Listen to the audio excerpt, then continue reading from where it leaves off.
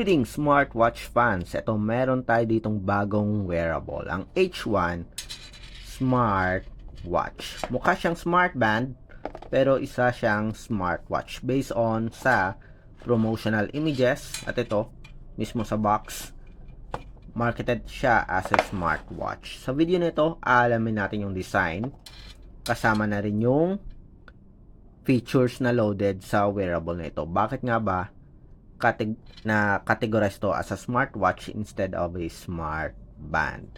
So yan ang ating alamin sa video review na ito. At sa mga hindi pa nakasubscribe, subscribe na sa ating nag-iisang Smartwatch Pinoy TV. Okay, so umpisa na natin. Tingnan natin ano nga ba ang H1 smartwatch. Ito nakalagay H1 smartwatch, gray color yung sa atin. Walang nakalagay na specifications dito, pero may features tayo dito. So meron siyang pedometer, always on display, may sports functions, may music control, and ito. Okay, usually pag ganito yung design, walang Bluetooth call, pero ito may Bluetooth call, kaya yung category niya ay smartwatch. So meron siyang voice assistant din. So, ito yung design ng ating wearable. So, pogo pin magnetic charging, plastic body frame, slightly curved yung screen. Napapansin nyo. Okay, focus natin. Yan. Meron siyang power on and off button dito, physical button. Flexible silicone strap na merong quick release pin, stainless steel buckle. So, lightweight siya na wearable na merong plastic body frame, medium size, and touch screen. Okay, papakita ko sa inyong size. So, yung width is around 20 and 25 or 22. Okay, 22 mm or 20, again, tingnan nga natin. 20, 25, 28.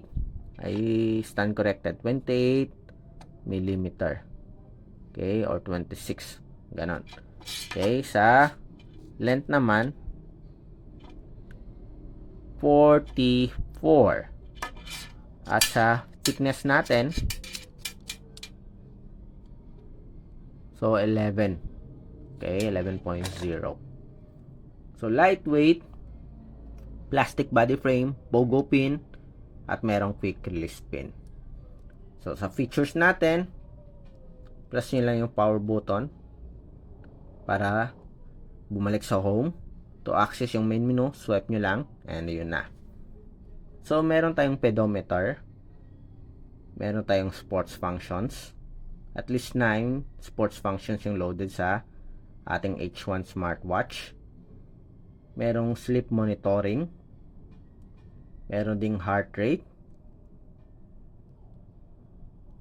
meron ding weather report, may calendar, may Bluetooth music, may built-in speaker to at mic para sa kanyang Bluetooth music and yung Bluetooth call. Yan, ito yung sinasabi ko sa inyo. Meron siyang Bluetooth call support. So, merong phone book, pwede kang mag-add. Or merong dial pad. Ito, dial pad to. Merong contacts, pwede kang mag-add ng phone number. At may call history. So, merong remote photo control. Meron ding voice assistant. Kasi nga, meron tayong mic. So, pwedeng hands-free kay command sa smartwatch na ito. May breathing guide. May alarm din. May stopwatch, calculator, yan. Ito yung stopwatch natin. Ito yung alarm. Ito naman yung breathing guide. Then, may drink water reminder.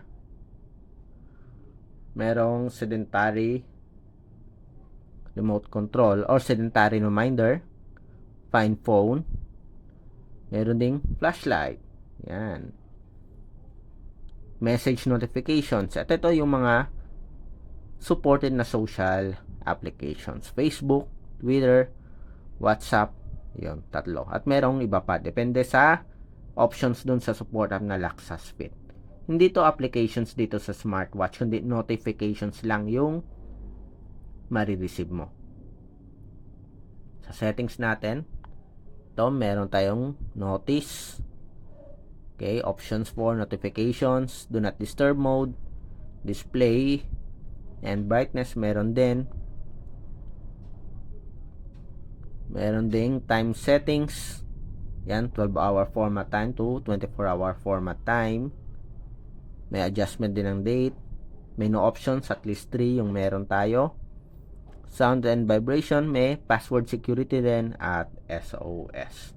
So, meron siyang advanced and basic features, yung H1 smartwatch natin. Simple, affordable, at lightweight.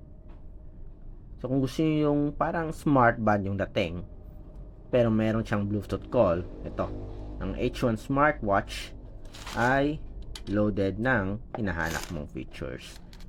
Simple lang and affordable. So, may mga katanungan kayo about sa smart band na ito o smartwatch, comment lang sa baba. And of course, support yung channel natin, ang nag-iisang Smartwatch Pinoy TV.